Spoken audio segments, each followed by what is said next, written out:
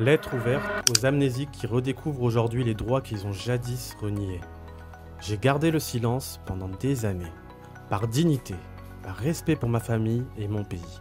Mais aujourd'hui, je prends la parole car vient un moment où l'excès devient intolérable. Je ne m'exprime pas pour rejouer le passé. Je parle car ceux qui ont incarné l'oppression se parent désormais des habits de victimes.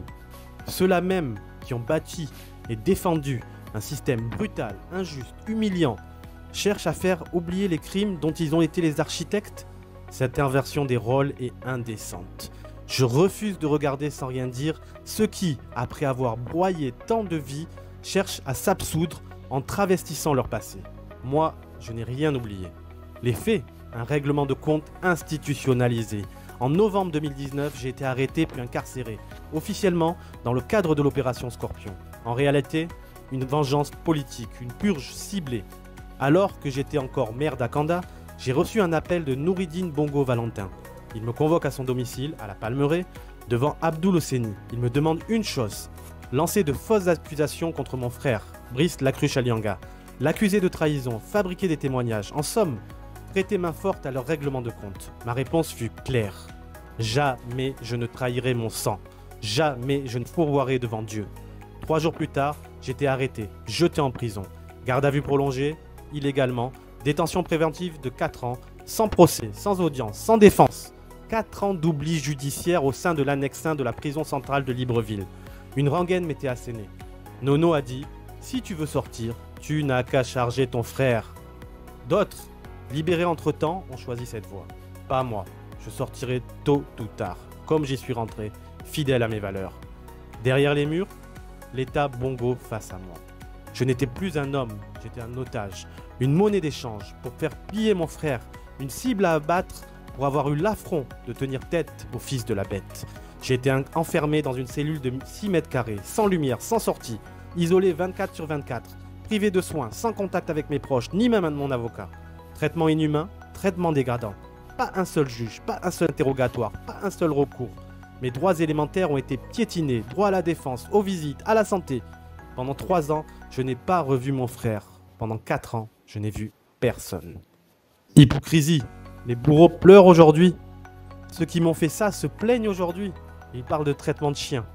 Je leur réponds, vous nous avez traités pire que des cafards. Torture psychologique et physique, menaces sur mes proches, tentative de briser ma compagne. Rien ne m'a été épargné. Et pourtant, jamais ils n'ont dénoncé ces pratiques. Ils les ont couvertes, ils les ont ordonnées. Aujourd'hui, ils durent de l'injustice. Ils invoquent l'ONU, la France, les droits de l'homme. Ces mêmes institutions qu'ils méprisaient hier. Ironie? Non, cynisme pur. La vérité reconnue et étouffée. L'ONU, dès décembre 2020, m'a reconnu prisonnier politique, détenu arbitrairement. Elle a exigé ma libération immédiate. Une plainte a été déposée en France pour séquestration. Quelle a été la réponse du régime? Une phrase, une seule. La justice gabonaise est souveraine. Traduction, circulez, il n'y a rien à voir.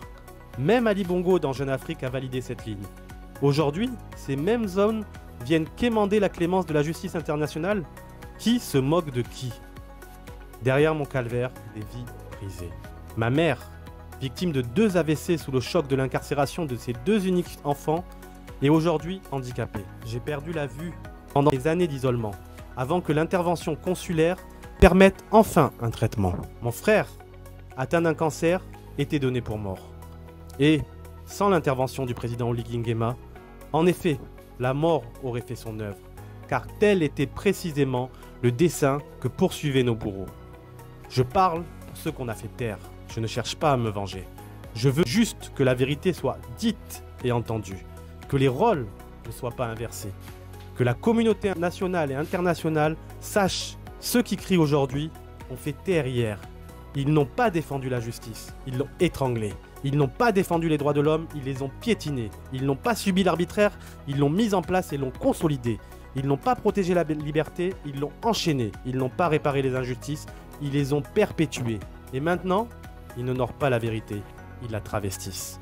J'userai pour ma part de tous les recours, nationaux et internationaux, afin que ceux qui ont bafouillé nos droits ne puissent jamais les réécrire à leur propre avantage. Fuir vos responsabilités est illusoire. Je veillerai à ce que jamais vous n'en ignorez l'évidence.